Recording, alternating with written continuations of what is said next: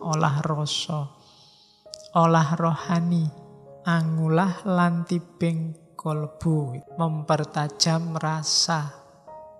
Terus kalau sudah rasanya tajam, dipraktekkan. Prakteknya apa? Bengkas kahardaning driya supaya dadya utami.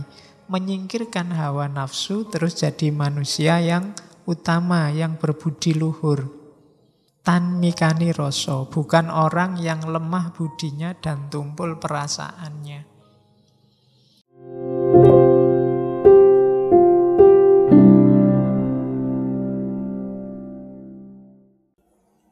Bismillah, mari kita lanjutkan ngaji filsafat kita.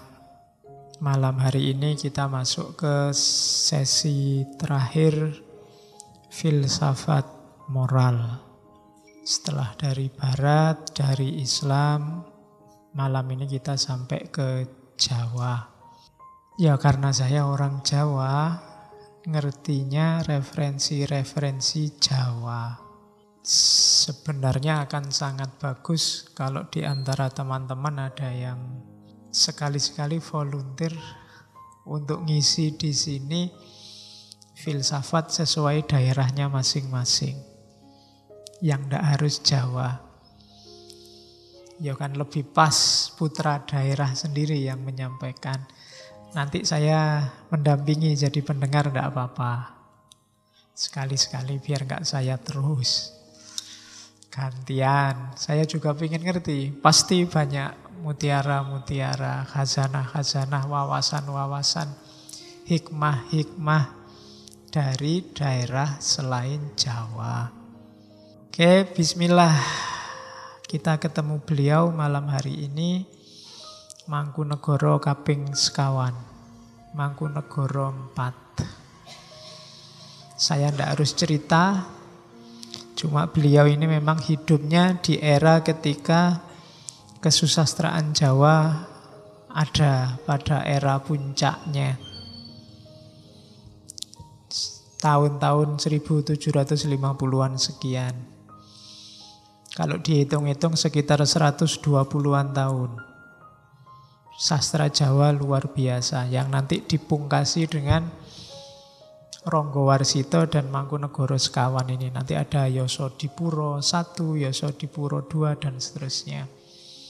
Itu era-era renaisannya sastra Jawa. Ya, harusnya ada penerusnya. Cuma tema-tema semacam ini kelihatannya bagi anak-anak muda tidak menarik. Lebih menarik Korea tema-tema ya medsos. Oke. Kitabnya hari ini kita angkat Wedotomo. Ini istilahnya pakai Wedo tapi tidak harus diasosiasikan dengan Hindu. Meskipun memang kitab sucinya Hindu itu Weda.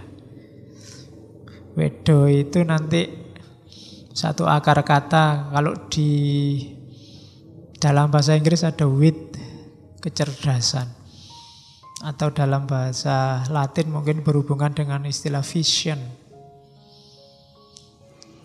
Bahasa aslinya Sangsekerta artinya ajaran. Jadi Wedotomo itu ajaran-ajaran utama. Jadi ini ditulis oleh Mangkunegara 4 yang lahir 1811. Nanti beliau meninggalnya 1881. Mangkunegara itu pecahannya Kasunanan. Setelah Mataram dipecah 2 di perjanjian Giyanti, nanti Surakarta, Solo pecah lagi jadi Mangkunegara, itu perjanjian Solo 3. Nah ini yang keempat, berarti masih raja keturunan yang keempat. Sampai hari ini kan masih hidup Mangkunegaranya. Ya, kalau mau main-main silahkan. Kalau di Jogja kan Pakualaman pecahannya. Jadi kerajaan Mataram itu pecah-pecah ya setelah Belanda masuk. Strateginya memang begitu. Oke, tapi lepas dari politik, Sri Mangkunegara kaping sekawan ini labelnya Satrio Pinandito. Satrio Pinandito itu ya kesatria, wong dia raja, tapi sekaligus pendeta. Ini kalau istilahnya Plato mungkin raja filosof. Kalau di wayang itu ada Begawan Abiyasa. Begawan Abiyasa itu raja, setelah jadi raja selesai terus dia jadi begawan. Begawan itu ya kayak filosof hari ini. Oke, itu Mangkunegara. Bismillah, langsung saja biar pengantarnya nggak panjang-panjang. Kita langsung buka kitab Wedotomo. Itu artinya bentuknya serat, isinya ajaran, tapi tidak semua ajaran keutamaan. Pasti isinya etika atau moral. Modelnya tembang. Jadi harusnya hari ini isinya nembang. Cuma daripada ngantukmu hilang, gara-gara saya nembang, mending saya ndak usah nembang. Kalau ada yang bisa mau copatan, guru lagunya sudah pas. Wedotomo biasa dilakukan orang. Nanti kalian ketemu banyak istilah-istilah Jawa yang sering dilakukan orang. Baitnya sekitar 100. Jadi 100 bait puisi. Dalam 5 lagu, Pangkur, Sinom, Pocong, Gambuh, Kinanti.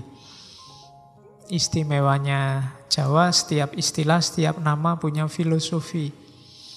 Kapan-kapan kita belajar, atau kalau ada orang lain yang ahli, kita besok adakan ngaji filsafat kejawen khusus. Atau daerah lain juga butuh, ya mungkin ada filsafat apalagi. Filsafat itu kaya dan tidak harus saya. Syukur-syukur dalam waktu 7 malam itu di sini tiap hari ada ngaji filsafat, ngaji opo ngono. Ben tak mirip bangkrut go ngasih teh sama kopi. Oke, ya karena memang kebangkitan kita itu kuncinya di sains, di ilmu, di luasnya wawasan. Jalur yang lain tidak terbukti dalam peradaban. Peradaban itu selalu yang menang yang menguasai sains. Apakah Barat, apakah Islam? Oke, bismillah. Itu kalimat pembuka. Jadi mingkar mingkuring angkoro. Kitab Wedotomo ini disusun untuk mingkuri angkoro, untuk menghindarkan diri dari angkara murka. Tidak ada orang yang suka angkara murka. Bahkan orang yang melakukan angkara murka itu kadang-kadang dia tidak sadar kalau dia melakukan angkara murka. Hitler itu waktu melakukan pembantaian habis-habisan, dia tidak merasa kalau dia angkara murka. Dia merasa sedang menegakkan kejayaan bangsanya. Maka di serat ini ditegaskan sejak awal bahwa kita butuh pedoman untuk menghindari angkara murka, menghindari kejelekan, menghindari kejahatan. Tidak menanggulangi. Kalau menanggulangi itu bahaya. Menanggulangi itu berarti kita harus ngalami dulu kejahatan itu dan efeknya besar. Maka ayo dipingkuri dulu. Kita cegah. Sebab ingin mendidik putra akarono karenan mardisiwi. Berarti ini mendidik putra-putra kita untuk menghindar dari kejahatan, kejelekan. Sinawung resmine kidung dalam bentuk keindahan syair. Sinubo sinukarto dihias agar tampak indah.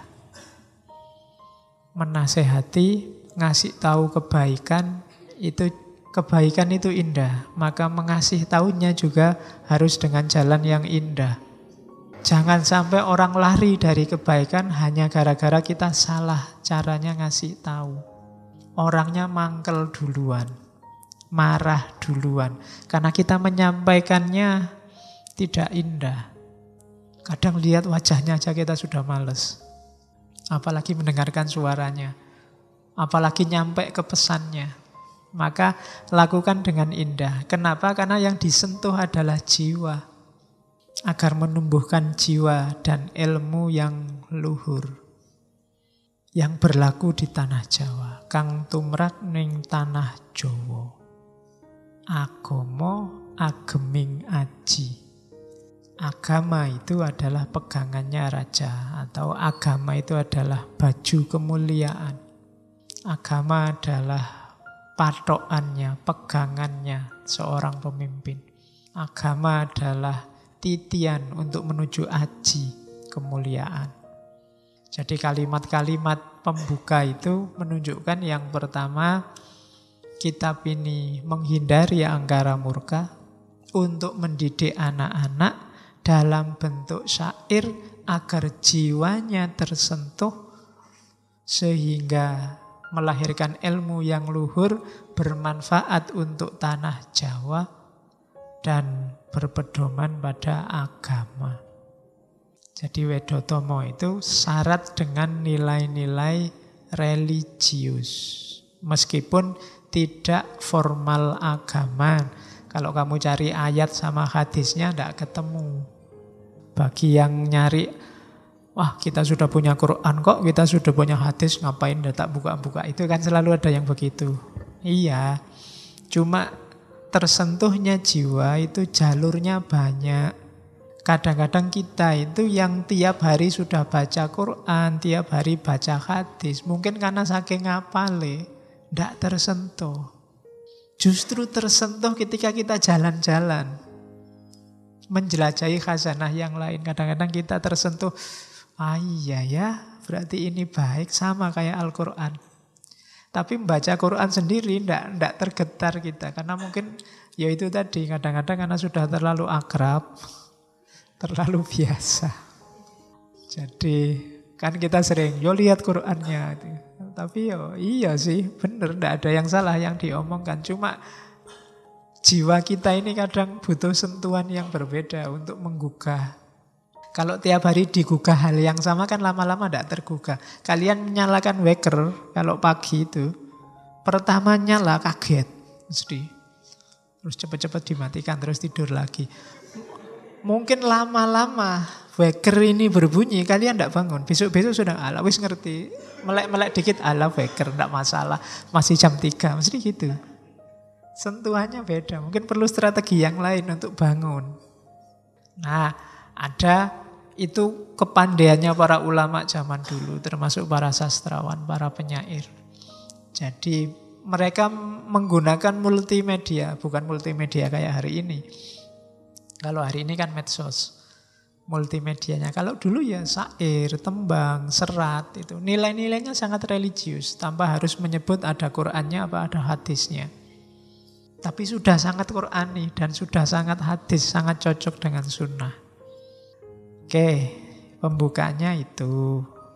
Targetnya kemana? Olah rasa, olah rasa, olah rohani. Jadi nanti di bait-bait selanjutnya disebutkan apa sih tujuan kita dengan nulis kitab ini untuk angulah lantiping kolbu. Itu tugas nomor 1. Mempertajam rasa. Terus kalau sudah rasanya tajam, dipraktekkan. Prakteknya apa?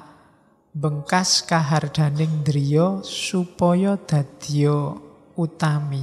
Menyingkirkan hawa nafsu terus jadi manusia yang utama, yang berbudi luhur.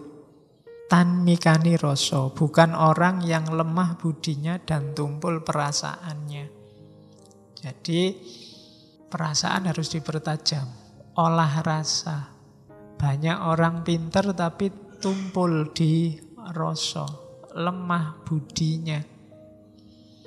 Kemudian karena itu, jadi kalau orang sudah perasaannya tajam, bisa menyingkirkan hawa nafsu, kemudian rasanya tidak tumpul lagi, maka hidupnya jadi indah. Cirinya apa? Wus sengsem reh ngasamun. Terpesona kehidupan rohani. Nah, ini coba dicek kita sendiri ya, mana yang lebih menarik bagimu? Kejayaan lahiriah atau ketentraman rohani, kebahagiaan rohani. Itu tinggal milih. Kalau kamu kesengsem kehidupan rohani, berarti kamu on the right track. Kesengsem kehidupan rohani itu bukan berarti kehidupan jasmaninya mbok cuekin, enggak. Tapi apapun yang kamu miliki diarahkan untuk ketentraman batin, kehidupan rohania. Kalau kamu sudah masuk ke batin, masuk ke dalam, di sana kamu akan ketemu hakikatnya hidup. Tapi kalau kamu tidak kesengsem dengan yang rohani, gerakanmu mesti keluar. Dan kalau kamu bergerak keluar, kamu mesti yang kamu kejar materi. Dan materi itu tidak akan memuaskan dahagamu, tidak akan ada batasnya. Seneng hari ini, sebentar lagi bisa tidak seneng lagi. Seenak-enaknya kopimu itu, gelas pertama enak, gelas kedua agak biasa sudah, gelas ketiga sudah tidak enak, gelas keempat kamu muntah. Materi. Tapi kalau yang kamu kejar nyamannya rohani, mungkin setengah gelas cukup. Sudah tidak usah lagi, selesai. Nah, itu ketentraman rohaninya.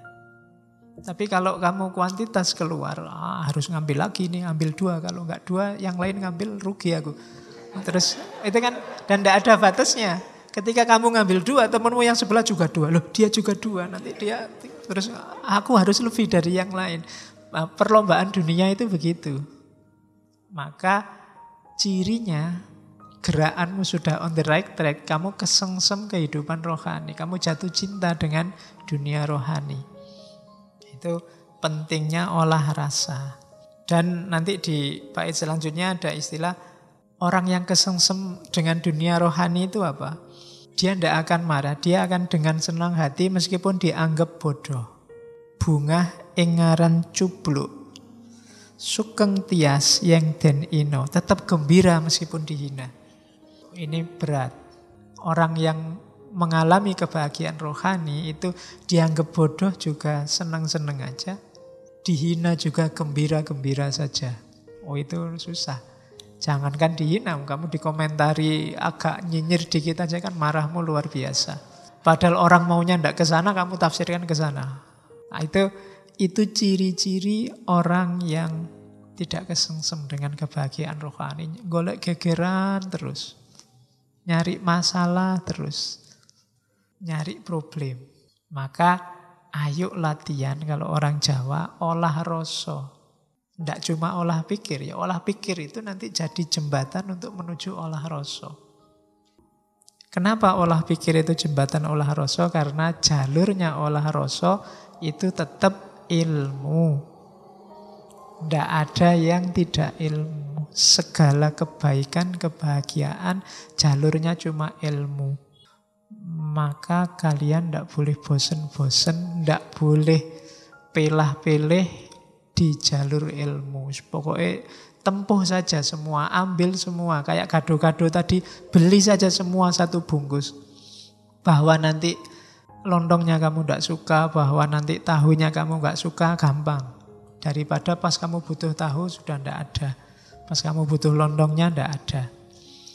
Jadi tempuhlah jalan ilmu. Kenapa? Kalau kamu tidak menempuh jalan ilmu, hidupmu akan kacau. Jangan sampai hidup yang hanya sekali ini berantakan. Uripe sepisan rusak. Kenapa kok hidup kita rusak? Nora mulur nalare, pating seluwir. Pikirannya tidak berkembang dan kacau. Kalau orang pikirannya tidak berkembang dan kacau, kadito gua kang sirung.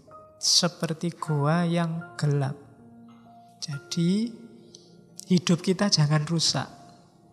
Karena kalau hidup kita rusak, itu ibarat gua yang gelap. Cirinya hidup rusak apa? Nalarnya tidak berkembang, pikirannya kacau, pating seluwir. Jalan ilmu itu menuntut kita untuk pikirannya tidak pating seluwir. Pikirannya pating seluwir itu isinya banyak tapi tidak jelas. Saya sering ditanya teman, Pak, gimana ya Pak, saya itu baca buku, pas baca paham, setelah baca hilang. Ya kan? Di kepalamu itu pengetahuan banyak tapi pating seluwir. Nalarmu nggak berkembang. Ilmunya tidak nyambung sama kehidupanmu nyata. Ilmunya tidak bisa jadi penerang. Mungkin terlalu jauh. Kayak istilahnya Ghazali ya, ada ilmu yang mubadir. Ilmu yang mubadir itu kamu capek-capek belajar, tapi tidak berbuah ilmu itu, tidak berjalan dalam hidupmu. Kamu sejak SD sampai kuliah hari ini kan wis oke ya, mata pelajaran, mata kuliah itu sudah karu-karuan lah. Kadang ya dibolan baleni. Tapi tidak ngefek dalam hidupmu, tidak meningkatkan kualitas hidupmu. Pikirannya pating seluwir, nalare ora mulur. Pikirannya tidak berkembang, ilmunya hanya dihafalkan dan tidak jalan dalam praksis hidupmu. Ketika ilmu tidak bisa mencahayai hidupmu, maka hidup kita seperti goa yang gelap. Goa yang gelap itu mungkin ono isinya emas, mungkin ada isinya sungai yang indah yang kamu bisa mandi di situ, tapi kamu tidak tahu. Padahal kamu luar biasa loh. Itu kenapa pikiranmu tidak berkembang. Itu ada kalimat yang terkenal, yang sering dikutip orang, termasuk beberapa kali saya kutip. Ngilmu iku kelakone kanthi laku. Lekase lawan kas, tegese kas nyantosani. Setya budya pangekese dur angkara. Ilmu itu dapat dicapai dengan laku. Jadi laku di sini tidak selalu diartikan setelah dapat ilmu terus dijalankan. Tapi ketika menempuh ilmu kamu sudah melakukan laku. Itu di Jawa. Maka penempuh ilmu juga harus ngerti cara suluknya seorang menempuh ilmu. Kalian menempuh ilmu sambil foya-foya, menempuh ilmu sambil seneng-seneng, menempuh ilmu sambil tidak tirakat sama sekali, tidak ada gunanya. Kenapa tadi ilmumu banyak hilang kayak versi Jawa ini? Karena kamu tidak melakukan laku, tidak ada tirakatnya. Jangankan puasa, disuruh sederhana apa adanya, susahnya luar biasa. Pinginnya kamu selalu wow, selalu mewah, selalu lebih. Tidak jadi ilmu. Jadi ketika kamu berjalan menuntut ilmu itu sudah harus ada lakunya. Jadi ada rumus tirakatnya. Itu di Jawa. Makanya para sufi itu ada uzlahnya, ada riyadohnya. Kalau tidak ada ininya, kalau tidak mau berkorban, tidak mau sengsara, ya susah. Itu tadi ilmunya hilang. Kamu pengen nyari ilmu sambil tetap seneng-seneng, sambil tetap maksiat sidik-sidik, kalau diingatkan, alah Pak dosa kecil aja. Wudu aja sudah rontok itu Pak. Ya kan? Jadi ya enggak, kalau enggak laku ya ilmunya enggak kelakon. Ilmu itu kalau enggak kelakon ya ilmunya enggak manfaat untuk hidupmu. Kalau enggak manfaat dia enggak bisa mencahayaimu. Mungkin ada dalam dirimu tapi dirimu seperti goa yang gelap. Itu filosofinya orang Jawa. Dan lekase lawan kas. Kas itu kemauan, keinginan. Bahasa Arabnya niat. Diawali dari niat. Maksudnya kas apa? Niat untuk menguatkan, niat untuk olah rasa tadi, niat untuk jadi manusia utama. Berniatlah, lakukan laku, niatlah untuk melakukan keutamaan dan ketulusan budi untuk menaklukkan kejahatan. Jadi hidup kita itu bekalnya ilmu. Cuma ilmu ini tidak ada gunanya kalau tidak diiringi laku. Ilmu yang tidak diiringi laku itu membuat hidup kita berantakan. Karena akal kita tidak berkembang, pikiran kita fragmentaris, pating seluwir, dan hidup kita seperti dalam goa. Mungkin kita pinter, mungkin kita punya banyak bekal, tapi tidak mencahayai hidup kita. Hidup kita ora kaya wong pinter. Banyak kan orang yang sarjana, mungkin dokter, mungkin profesor, akhirnya dipanggil KPK. Kenapa bisa begitu? Ilmunya tidak mencahayai hidupnya. Mungkin dia ngerti, mungkin bahkan apal ayat, mungkin juga bisa ceramah. Buktinya kalau ke pesantren ya para santri cium tangan. Tapi ilmunya sendiri tidak mencahayai hidupnya. Jadi tempuhlah jalan ilmu, nasihatnya Mangkunegoro IV, dengan laku. Yo gelemlah tirakat. Tirakat itu bukan berarti hidup tidak punya. Tapi kamu ambil secukupnya, kadang-kadang kamu cegah dirimu untuk tidak menikmati yang bisa kamu nikmati. Itu puasa. Makanya saya sering dulu waktu filsafat puasa, hanya orang puasa yang menikmati, ngerti enaknya buka puasa. Kalau kamu tidak puasa, tidak ketemu buka puasa. Maka jalani laku. Yang ingin masa depanmu cerah, mungkin sekarang kamu ragu-ragu, bimbang, tirakatlah. Cari jalur tirakat sesuai yang kamu cocok. Puasalah. Puasa tidak harus dalam arti harafiah kamu tidak makan, tidak minum, Senin, Kemis, Daud, dan kawan-kawan. Itu boleh. Tapi yang jelas kekang dirimu. Jangan dilampiaskan sekarang. Nah itu jalannya penempuh ilmu. Selanjutnya. Nah ini antara lain dietnya para pencari ilmu. Versi Wedotomo. Yang pertama apa? Tan dahwen pati openan. Jangan iri, jangan dengki. Penyakitnya manusia hari ini gara-gara medsos. Iri, dengki. Dengki itu tidak suka kalau orang lain senang. Senang kalau orang lain susah. Biasanya kelompok sana. Kalau kelompok sana dapat masalah, kamu senang. Nah, siapa suruh milih gubernur itu? Sudah tak bilang. Kalimat itu menunjukkan kamu dengki sebenarnya. Atau kalau sana sukses, kamu iri. Alah kayak gitu aja, jagoku bisa lebih baik. Itu iri. Jadi bersihkan dirimu dari hal-hal itu. Tentang apapun pada siapapun. Kalau dua ini masih ada, ya ilmumu tidak akan jadi cahaya. Iri, dengki. Terus tanpa nasten. Tidak gampang ngamuan. Kalau dikritik orang, diingatkan orang, atau ada yang tidak cocok sama kebenaran yang kamu yakini, jangan cepat-cepat ngamuk toh. Jangan panasan. Hari ini kan kita gampang panas. Biasanya kalau kita meyakini sesuatu benar, terus orang lain tidak cocok sama kita, itu biasanya kita panas. Ya meskipun ekspresi panasnya macam-macam. Jadi tanpa nasten. Terus jangan ganggu orang lain. Nora jahil. Oke. Mungkin jahilnya beda ya hari ini. Jahilnya itu kadang bikin foto-foto di Photoshop, terus bikin, nah itu jahil. Atau mungkin kamu punya teman kuliah, ala pak iseng-iseng daripada sepi ganggu temenmu. Itu jahil namanya. Sandalnya disembunyikan. Lagi enak-enak di kamar mandi, bajunya dibawa lari, itu jahil.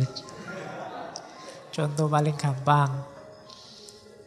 Ngerti temennya di kamar mandi, pintunya rusak, terus kamu buka. Wah, pura-pura padahal ada orangnya, padahal sudah tahu kalau ada orangnya. Sering ya kadang-kadang gitu, zaman di pondok itu ngerjain temennya. Saya dulu ada teman yang penakut luar biasa. Kalau ke kamar mandi malam-malam dikerjain teman-temannya. Dari jauh dilempari batu, dueng gitu. Dia kaget luar biasa. Kaget langsung lari keluar. Aku ora wedi, terus balik lagi. Aku ora wedi kok, balik lagi. Itu jahil. Biasanya kalau yang seusia kita kan suka jahil. Sama tetangga suka jahil. Ndaklah, iseng-iseng yang ndak penting, ya Seusia kita sekali-sekali jahil asal tidak bahaya ya, untuk menyegarkan suasana. Misalnya kopinya dari dia ngantuk, kopinya mbok entekke ngono ndak masalah lah, konco dhewe. Tapi jahil yang merugikan. Oke. Misalnya tiba-tiba temenmu fotonya kamu pasangkan sama cewek cakep misalnya. Itu kan kasihan cewek cakepnya. Oke. Jadi ya kalau temenmu seneng. Oke ya. Terus jangan melampiaskan hawa nafsu. Hawa nafsu itu kamu penuhi sekadarnya saja. Tidak usah angkara murka dihabis-habiskan. Kita dunia itu butuhnya tidak banyak. Dan amung eneng amreh ening. Jadi lebih suka diam, mencari ketenangan, menjernihkan pikiran. Kalau menurutmu WhatsApp, Facebook itu mengeruhkan caramu berpikir, jangan sering-sering dibuka. Itu namanya amung eneng amrih ening. Nyari keheningan. Kalau menurutmu temanmu yang itu ngomongnya banyak, menjauhkan kamu dari ketenangan, yuk dijauhi sementara. Jangan sering-sering sama dia dan seterusnya. Itu suka pada yang keheningan, ketenangan. Selama kita menempuh jalan ilmu, itu jalan tirakatnya. Syukur-syukur kita ada guru yang bijak. Sarjono kang martapi. Sarjono itu guru. Kang martapi itu kalau disingkat SKM. Beda sama SAG, beda sama ya. Sarjana kang martapi itu orang bijaksana yang berjiwa pertapa. Berjiwa pertapa, topo itu bahasa sufinya mungkin uzlah. Orang yang sudah menang melawan dunia. Bukan guru yang masih dimabuk oleh dunia. Politiknya, materinya, ekonominya, dan seterusnya. Tapi guru yang sudah menang melawan dunia, sarjono kang martapi. Ikuti, cari kalau ada itu, ikuti. Yang jelas bukan saya. Ini juga usikum wa nafsi. Ya, karena gelarku bukan SKM tapi SAG. Ya. Jadi sarjono kang martapi. Jadi kalau kamu lihat ada guru yang tidak terpesona lagi oleh dunia, yang dunia bagi dia sudah tidak penting, ikuti. Nanti di Jawa ada konsep guru sejati. Kapan-kapan kita bahas itu. Dalam tasawuf ada konsep mursyid. Oke, terus ini yang hati-hati, kita sering ada di sini yang terakhir, tidak menggunakan pengetahuan semata-mata hanya untuk nyari nafkah atau pamrih. Jadikan semua yang duniawi dalam cari ilmu itu efeknya saja. Kawruhe kinaryo ngupoyo kasil nal menlek. Nggak, jangan fokus ke situ. Bahwa nanti setelah cari ilmu kamu dapat ijazah, yang ijazah itu dapat dipakai untuk ngelamar pekerjaan, yaitu efeknya, tidak utama. Sama kayak kamu menempuh jalan sufi ada karomahnya, tapi karomah bukan tujuan. Tidak usah takut rezeki. Kalau kamu takut sama rezeki besok jadi apa, kamu sedang melecehkan Gusti Allah. Lah yang ngatur rezeki itu Gusti Allah. Kok kamu takut? Kamu tidak percaya po? Kan gitu. Wong yo banyak yang ndak kuliah lebih sukses daripada yang kuliah. Ndak. Hari ini susah nyari orang kuliah itu, cari ilmu itu berat sekali. Selalu isinya nyari ijazah, nyari kerjaan. Atau paling ndak nyari beasiswa. Loh, kalau kamu pinter berkualitas di dunia ilmu, nanti dapat karomah namanya beasiswa. Ya kan? Tapi beasiswa jangan jadi tujuan. Nanti dapat karomah tambahan, mungkin dapat kerja, dapat ijazah, itu karomahnya, tapi bukan tujuannya. Jadi itu dietnya pencari ilmu yang sejati. Cuma sekarang kalau kampus-kampus itu promosi, kuliahlah di sini. Di sini murni cari ilmu, ndak mikir masa depan, ndak laku kampusnya. Kampus itu mesti yang dipamerin lulus jadi apa sekarang. Oleh pemerintah juga disuruh merumuskan tegas, kuliah di sini besok lulusannya jadi apa, itu disuruh merumuskan tegas.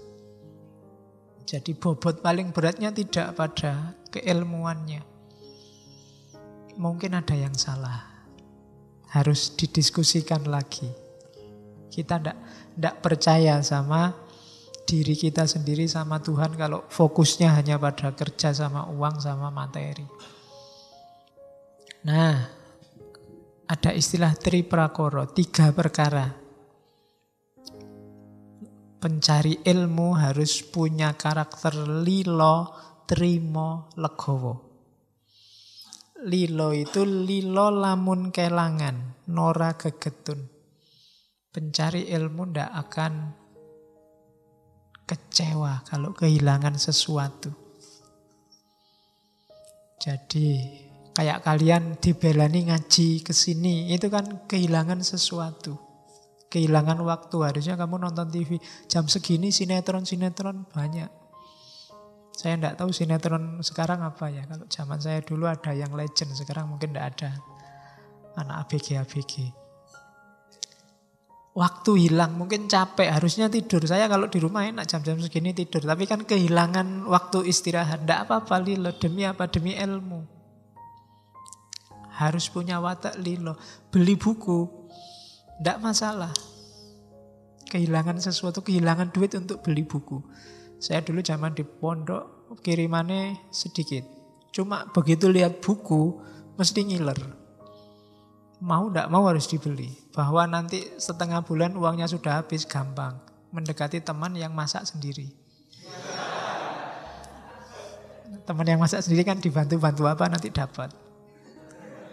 Karena duitnya sudah terlanjur buat beli buku. Tidak masalah, tapi kan kepuasan rohaninya beda kalau sudah baca buku dulu tapi. Jadi lilo lamun kelangan. Sekarang kan tidak mikir itu. Sekarang duitnya banyak bisa beli. Sudah ada untuk beli. Biasanya yang dikorbankan waktu sama tenaga. Capeknya nyari, belinya bisa, nyari waktu bacanya yang susah sekarang. Kalau dulu waktu bacanya banyak, belinya tidak kuat. Zaman dulu di seberangnya UIN itu ada toko buku Gunung Agung. Itu saya termasuk mahasiswa tidak gaul.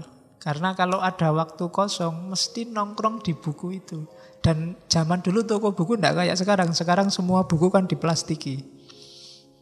Jadi kamu tidak bisa baca. Meskipun diam-diam kadang mbok suwek dhewe terus mbok waca. Ya, untuk lihat isinya. Kalau dulu bisa berjam-jam di toko buku, kadang mulai jam 8 kuliah jam pertama, jam setengah 9 sampai jam setengah 1 di situ. Lumayan surganya pencari ilmu itu toko buku yang bisa dibaca di tempat. Ya, jadi rela.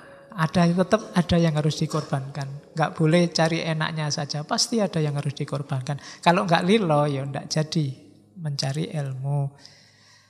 Terus trimo lamun ketaman seserik sameng dumadi. Jadi sabar, trimo.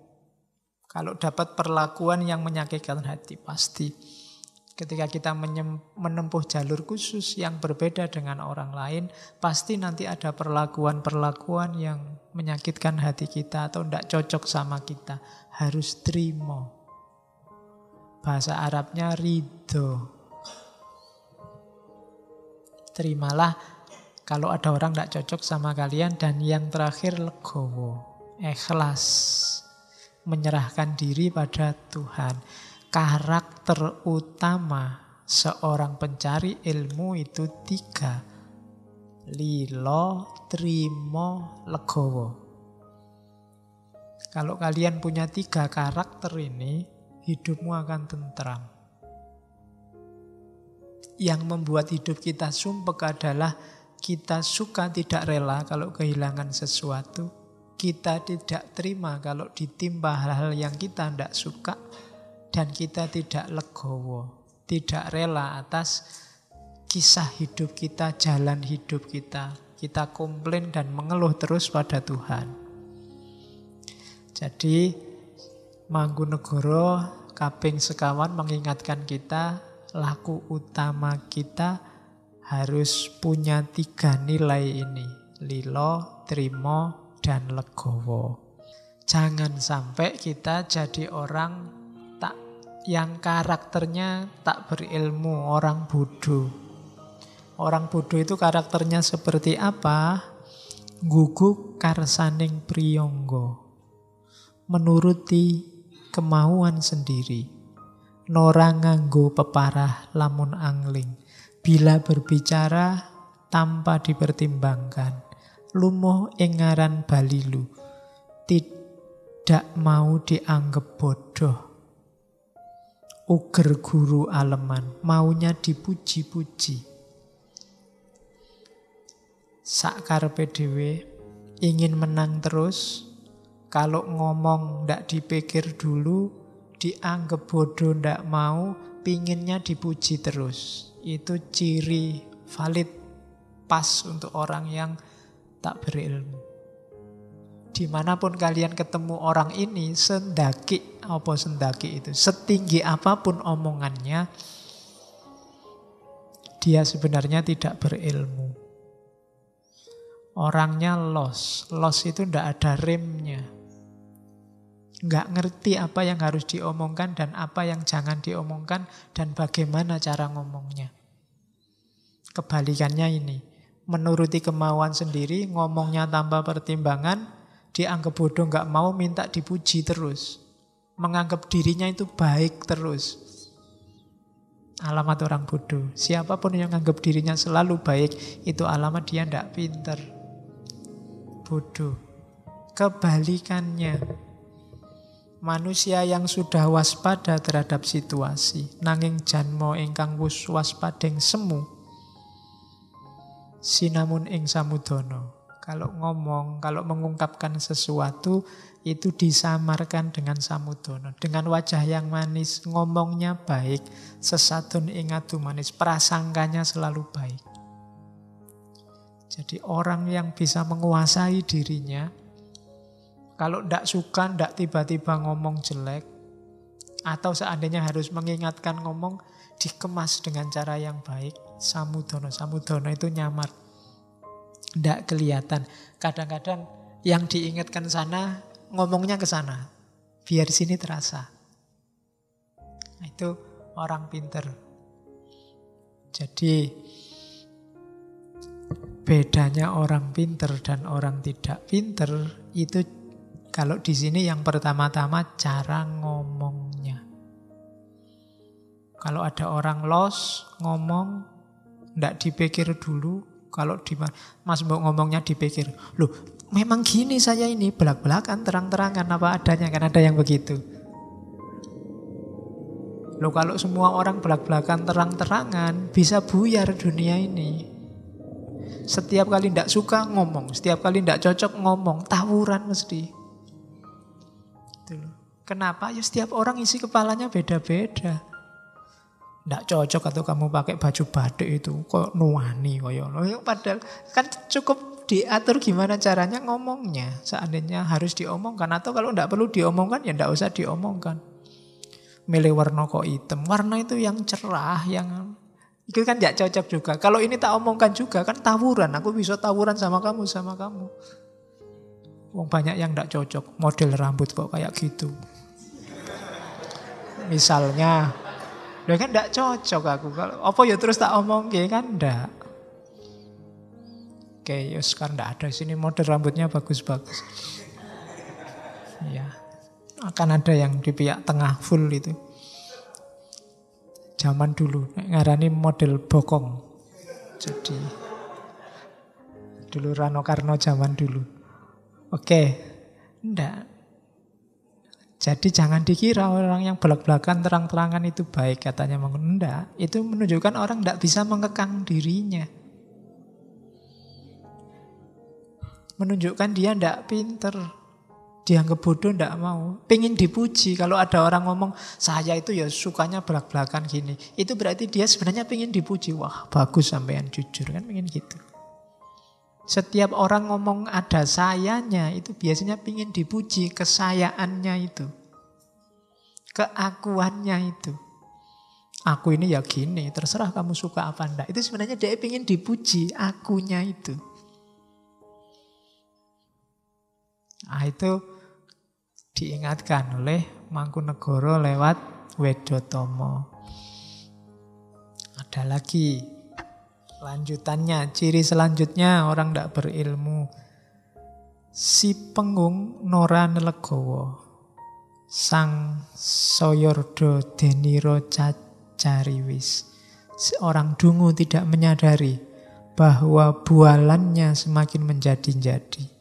Ngandar-andar angen dukur, bicara makin ngelantur, kandane nora kaprah, bicaranya tidak masuk akal, tidak jelas. Soyo elok aleng kolong kanganipun, makin aneh dan tidak ada putusnya. Si Wasis Waskito ngalah, ngalingi marang si Pingging, yang pandai waspada mengalah, menutupi aibnya si tolol. Jadi ini lanjutannya, ngomongnya ndak jelas, ngomongnya ngelantur, ndak masuk akal. Ngeyele pol. Nah, kalau gini rumusnya apa? Si Wasis Waskito ngalah. Kita sering pakai kalimat sing waras ngalah. Ada yang ndak setuju. Hari ini ada yang bilang yang waras jangan ngalah, yang waras enggak bisa. Kalau kamu enggak ngalah, kamu gegeran sama orang yang modelnya kayak gini. Hasilnya apa? Debat enggak jelas. Hasilnya kamu masalahnya enggak selesai, musuhmu tambah banyak. Jadi kalau memang ingin meluruskan, enggak usah dilawan dia. Kasih tahu saja mau idhoh, hikmah atau jadal. Jadal itu ngelawan. Jangan dilawan. Jadi ngalah dalam arti kalau ada orang ngelantur kayak gini ngeyel ora gelem kalah. Bahasamu hari ini apa? Dogmatis mesti benar mesti apik. Jangan dilawan, kamu ngalah. Ngalah dalam arti jangan ditabrak langsung. Kalau kamu tabrak langsung tidak menyelesaikan masalah, cuma nambah masalah. Jadi benar sing waras ngalah. Dakwalah dengan hikmah. Jangan diajak tawuran. Mesti ngeyel. Tidak akan selesai. Ya sudah. Tunggu dia sampai lerem. Nek basa Jawane. Sampai situasinya memungkinkan. Masuklah dengan omongan. Masuklah dengan contoh perbuatan. Jangan dilawan saat itu. Kalau dilawan tidak ada habisnya. Kayak kamu diskusi selamat hari Natal kemarin. Siapa melawan siapa tidak jelas. Hasilnya kan tawuran. Itu kan musiman, tahunan. Iya, tiap Natal gegeran, nanti tahun baru ya gegeran. Sekarang sudah mulai. Jangan rame-rame di tahun baru. Padahal yang larang rame-rame yang paling rame. Ya kan, tawuran. Itu Januari tahun baru. Nanti bulan Februari rame lagi. Valentine Day. Haram apa halal? Ya kan?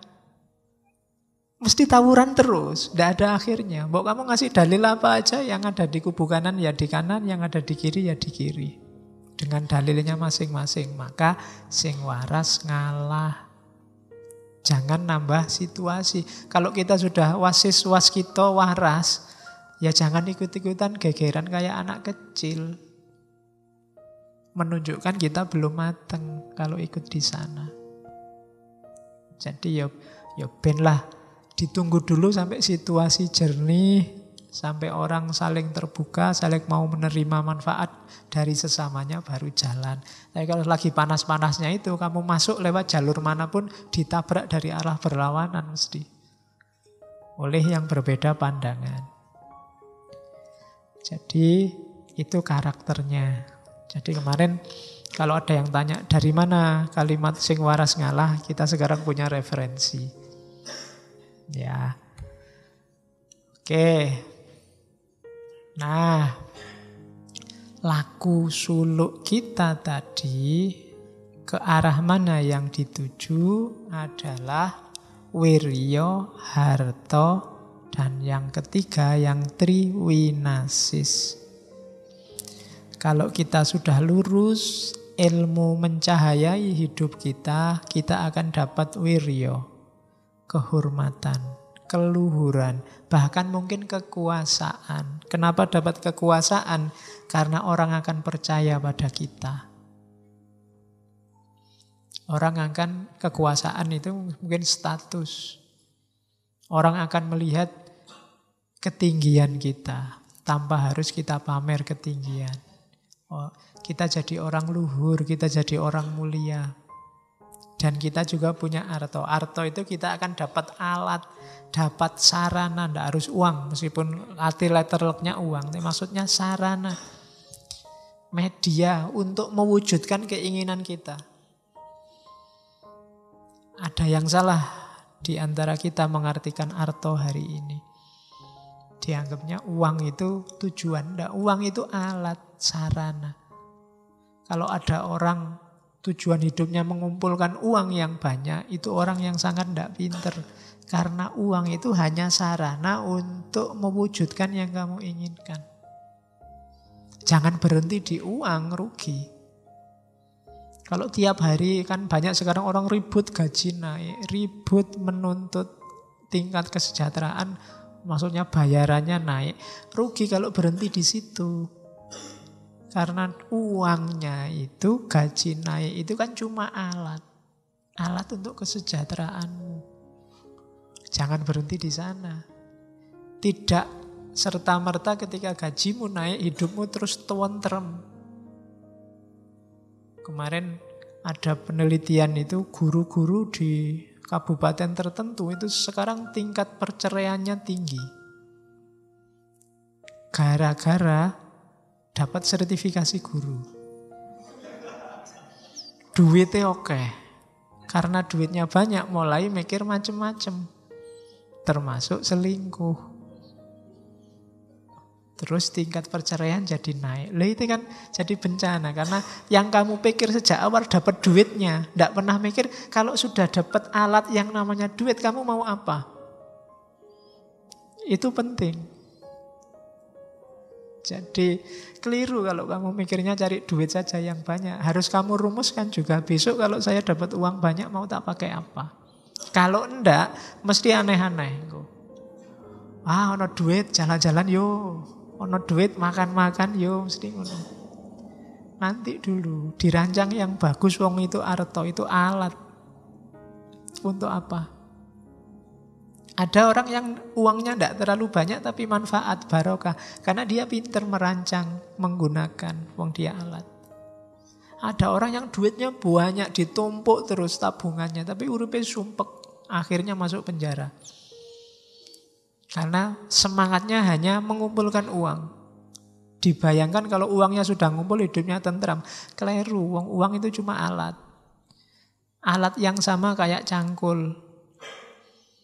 Kalau cangkulnya tidak kamu gerakkan, tidak kamu pakai buat macul, ya kamu tidak panen. Kayak uang yang ditumpuk terus sampai banyak. Tapi tidak dipikir besok buat apa. Itu yang bikin kadang-kadang orang tuanya meninggal gegeran rebutan warisan. Karena tidak dirancang dengan baik sejak awal. Dan yang ketiga pasti winasis, kepandaian, kewaskitaan. Hidup ini kalau kita tidak punya tiga hal itu, tidak punya wirya, tidak punya arto, tidak winasis, kalamun kongsi sepi saka wilangan tetelu telas tilasing janmo aji godhong jati aking temah popo papariman ngulandoro. Jadi kalau ketiganya kita tidak punya, tidak ada artinya kita jadi manusia. Derajat kita rendah. Bahkan lebih berharga daun jati yang kering. Karena kalau tiga itu tidak punya, kita akan jadi gelandangan, peminta-minta. Hidup kita bergantung pada orang lain. Hidup kita bergantung pada yang lain. Tidak mandiri. Orang yang tidak mandiri, tidak punya harga. Maka wiryo, arto, dan winasis akan kita temui kalau kita menjalani laku ilmu. Kalau tidak kita tempuh, tidak sukses, dan kita tidak punya 3 hal itu, kita tidak lebih mulia dari daun jati yang kering. Itu kalau dilakukan enak, cuma sayangnya itu tadi, aku ra iso nyanyi. Oke, terus.